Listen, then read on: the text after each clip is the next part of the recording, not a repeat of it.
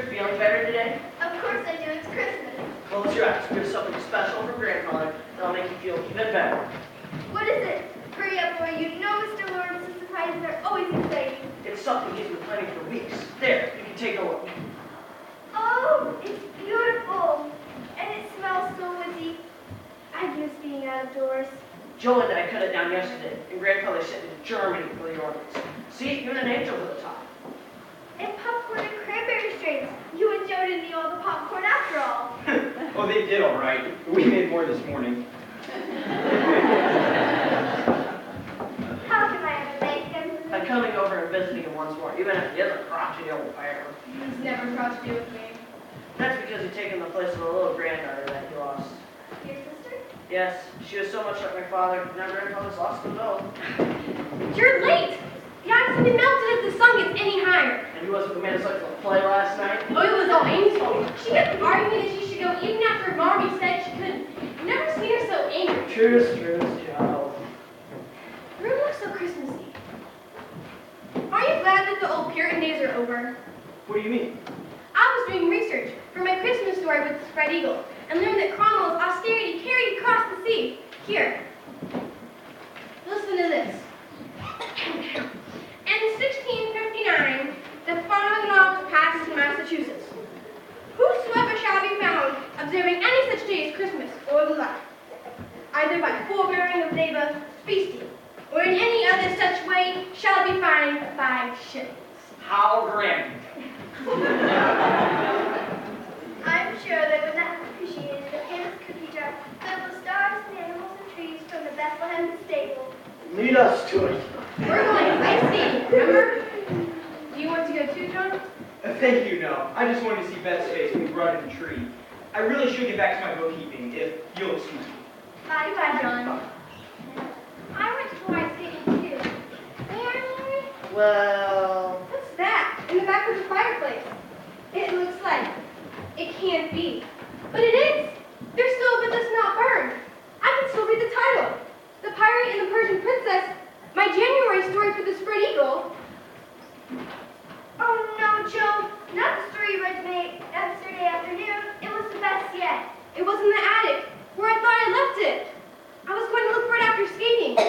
Wait. You threw my story in the fire? Yes, I did, and I'm glad. I told you I'd make you pay for leaving me home last night. You knew that I wanted to see that plane more than anything in the world. You wicked, wicked girl. I'll never forgive you as long as I live. Never, never, never. Be careful, Joe. Amy's not a rag doll. She's your little sister. I'll help you remember the story word for word. Come on, Joe, I'll race you to the river. Maybe that will cheer you up. I'm coming too. Promise not to go next time, Joe. Your hateful comment out cancels any promises, now and forever. Oh, this is going to be another rotten Christmas. Thanks to you, Amy. Scrooge. You shouldn't say that. You did a very dreadful thing, and that's Joe's best story yet, and she's worked so hard on it up there in the Little Attic Highway. Don't say anything until Joe is good-natured again. You've had your squabbles, and you've always made up. She's always happy when she's boring. You switch with the other guy down here? I should. Then I'm going to tell you. Where are you going, dear? I'm going on an expedition. She means expedition, Marie. You seem quite cool this afternoon, darling. Are you feeling better?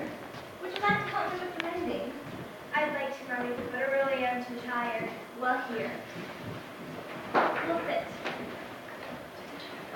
Meg will soon be home from her house party at Annie Moffat's, and she can help me with the mending. Well, she tells all about it. Meg loves beautiful clothes and elegant houses. I'm sure she'll give us a description of every ball gown at the party. You are all so different. You're not at all interested in fine feathers, are you? You know that I'm not. A new dress was Meg's idea of heaven, and Amy stands in front of the mirror by the hour and marches turquoise ring on her finger. Joe doesn't care if big boy she wears, and neither do I, lying around all day. But you're going to get well and grow up to marry and have a life of your own. I really don't think so, Mom. You'll feel more optimistic when the war is over and Father comes home. He really did feel as though he should stay on as chaplain, even after his recovery. I was thinking, now that Lori's in college and he doesn't need a tutor anymore, and possibly John is looking toward the future for when he has lectures for. Do you suppose he's proposed to our Meg already? She always blushes when she gets a letter from him. Oh, I'm sure not. Meg is far too young to make such a commitment. Oh, do I hear wheels? It's the Moffat's carriage coming to bring Meg home. Hannah, Meg's home. Come and help her with the luggage. I'm in the middle of making scones, ma'am. I can see that. That's all right. We'll leave it in the hall. Meg.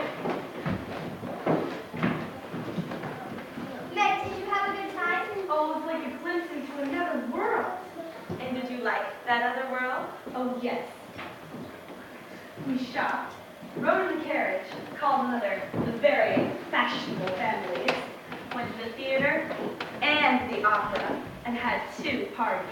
2 parties. How'd the old tartlet just live beside their kitchen? Not very good, I'm afraid, but old Mr. Lawrence sent a box of flowers, and I wore them to hide the shabbiness of my dress. The other girls' dresses were light and filmy. I'm sure that you looked lovely, dear. Oh, I did the second night. One of the girls loaned me a blue silk with a train, but, oh, Marmee. Yes, dear? I'm not so sure that I do like that other girl. What's wrong? What happened? Well, when my flowers came, I overheard Mrs. Moffat saying that you, Marmee, were playing your cards right to get me married off to a wealthy man. They thought that the flowers were Laurie. I told them he was near Joe's age and mine, but it didn't make any difference. Perhaps it wasn't wise of me to allow you to go among people of whom I knew so little. They must have very worldly ideas about young people. Don't be sorry. I'll forget the bad, remember? Only the fun part. I'll even forget that I let them frizzle my hair, that I drank champagne, flirted with the boys, and was altogether abominable. It was nice to be praised and admired, and I can't help saying that I liked it. Mrs. Moffat is partially right. I am ambitious for my girls, but only for your happiness. The happiness of marrying the man you love regardless of wealth. Poor girls don't stand any chance, Annie says, unless we put ourselves forward. We'll be old maids. Don't be troubled, Meg. Leave these things to time. What in the world?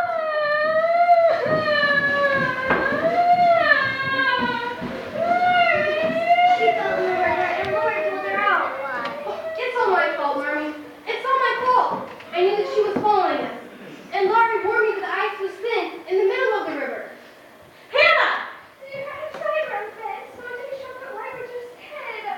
I heard her cry and turned around just in time to watch her fall through the ice. We saw it fall through. I read her and lay flat, holding her hand, until Joe brought a fence rail and we pulled her out. Hannah, come quickly! It was cold. What's going on? What happened? Hannah, go light the fire in my room and get her out of these wet clothes. Hannah, she'll be fine, but she needs to get out of these clothes as quickly as possible. Thank you, children. You can run along home now. We hope she's okay. Poor thing.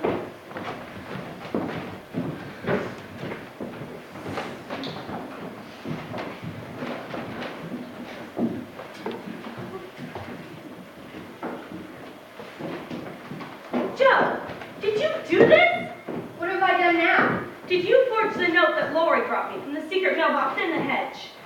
I don't know what you mean. I'm so humiliated. Before I left for my house party, Laurie said that John Brooke had enclosed a note. It was a love letter. I wrote to him that I was too young to do anything about it, and he must speak to Father. And now he writes that he never sent any note. He said that he would be fine today and then we would discuss it. Oh, I can't face him. I'd like to run away and hide. I didn't do it. I didn't know anything about it. Teddy? I apologize, Meg, Mrs. March. I was only trying to help the romance along. It is never wise to interfere in the personal relations of other people, Laurie. The child seems fine and refuses on staying in bed and insists upon coming down as soon as she gets off some dry clothes. It's time for tea. I left the kettle on fire. Would you like it in here or in the dining room? It would be good to sit down after all of the excitement. Let's have it in the dining room.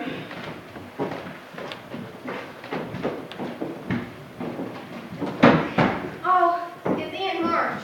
I'll let her in.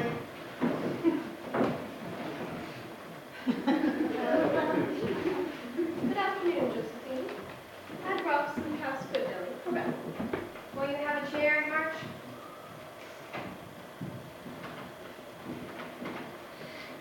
There's nothing more nourishing than house food.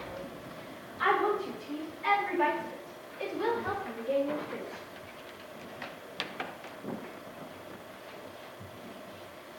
Where's Amy? I have something to say to Amy. Oh, she'll be down in a moment. We're about to have tea. Won't you join us?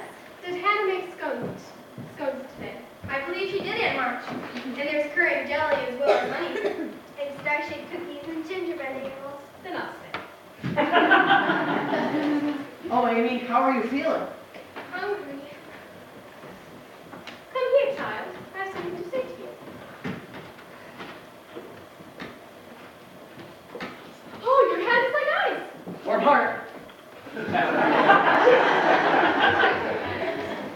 Cold hands are said to mean a warm heart.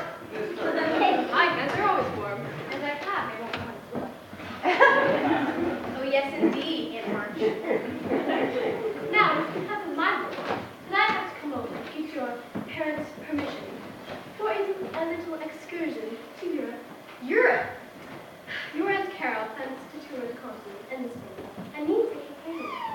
I do have my responsibilities here on the continent, and I've decided to pay the expenses for Amy to accompany her. How wonderful! Oh, I thought it was rather good of me. I planned first to send you, Josephine, but you like to be independent and despise things. You say that you hate French, and they will be spending several weeks in France. It's more logical for Amy to go. She has an interest in Europe and can perfect her art. I have an interest in Europe, a great interest. I want to see where the writers live, who wrote so many of our masterpieces. I said that I hate the French language, but not the people. Well, what do you think? Oh, yes, Aunt March. I never dreamed that I'd see Picard firsthand. The real thing. Rembrandt, Titian, and Boccaccio's. You mean Botticelli's angels? Are you going to let her go, Mother? It's a magnificent offer. Yes, certainly, if Father agrees. He'll agree. I'm so happy for you, baby.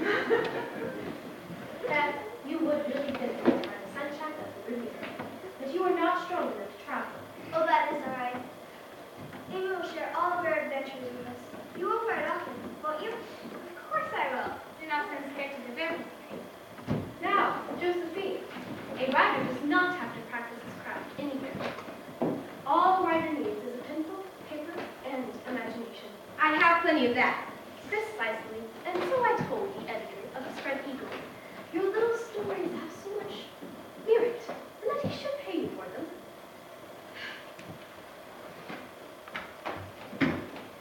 He was forced to agree with me, and wrote out a check for your last 2 stories.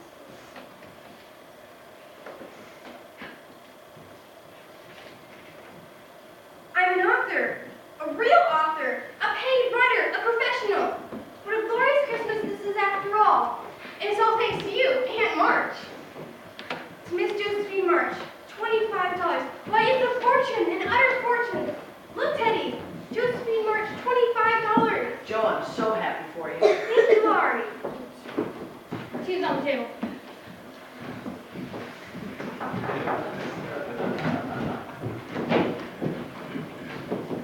Miss March, may I escort you to the tea table?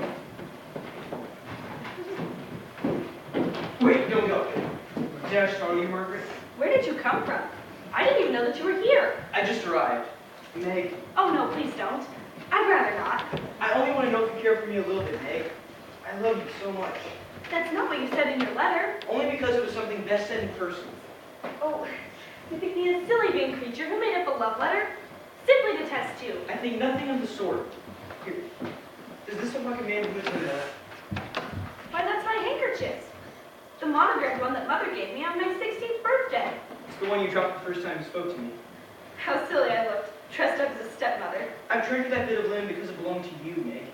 Tell me that there's some hope. Tell me that you could learn to love me. Oh, give me some time to think about it. Margaret, we are waiting. Oh no, here comes Aunt March. I don't think I can handle it right now. I'll wait for you outside.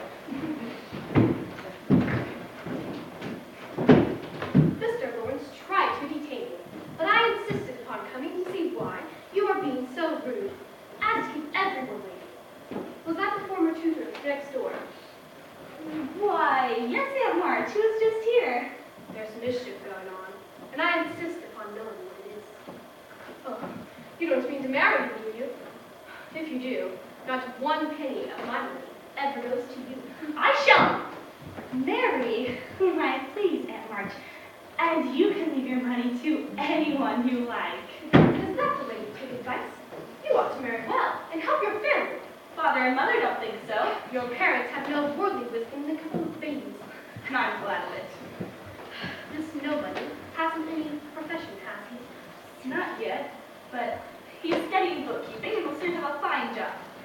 So, you intend to marry a man without money, position, or business, when you might be more comfortable all your days than you. I couldn't do better if I waited half my life. I'm proud to think that he loves me, even though I'm know that you have rich relatives. That is the secret of the lucky, I do suspect. Aunt March, how dare you say such a thing? John wouldn't marry for money any more than I would. I'm not afraid of being poor because John loves me and I love him. Then I wash my hands off the whole affair. Just do not expect anything from me when you are married. Meg, dearest, thank you for defending me and taking Aunt March for proving that you do care for me at least a little bit. More than a little bit. I didn't realize just how much until she said such nasty things about you. John Brooke is acting dreadfully, and I suspect mistletoe has nothing to do with it. We're going to be married. Come and congratulate us, Sister Joe. If I must, I must. So you pulled it off, Joe.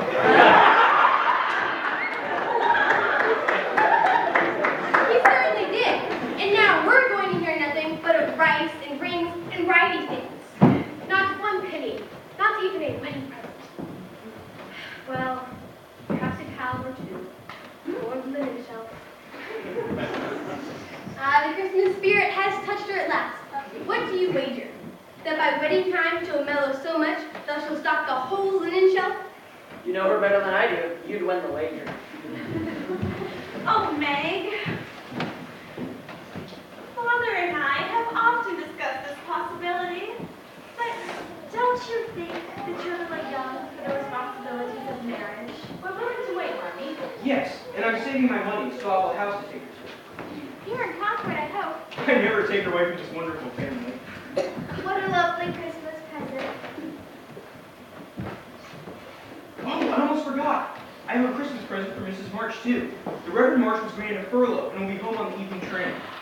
I knew this will be the best Christmas in the world, with something special happening to each one of us. I'm feeling better. Amy's going to Europe. I've arrived as an author. John loves me. And I'll have a husband again. Don't you getting cold? Set another place at the table, Hannah. My little women are growing up. We're adding a young man to the family, and tonight our family circle will be complete.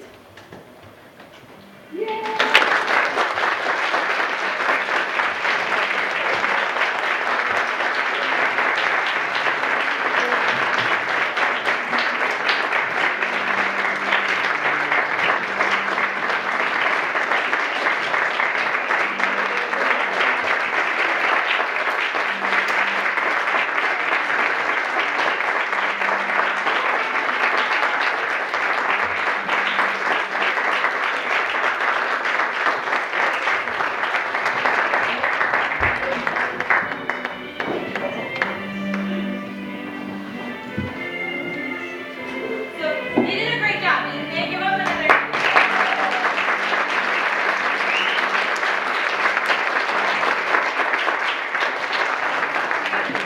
So because this is a theater class, I have a certificate of completion from me and Mrs. Stark and Mrs. Biswell for each one of you. So please see me afterwards and I will give them to each of you. And we also have, if I'm right, we have complimentary hot apple cider as well as cookies. So please stay around and enjoy. We're awesome. We have one more thing, gifts. Yes, okay. Mrs. Stark, could you come to the front, please? Kim and Christian.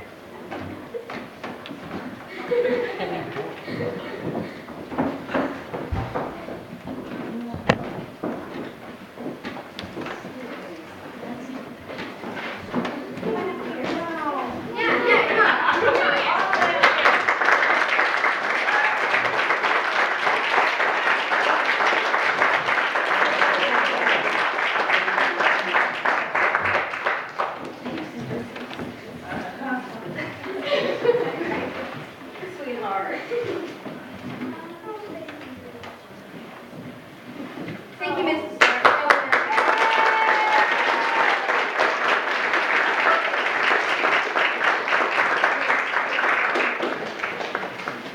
Thanks, Emily, for putting up with all us kids.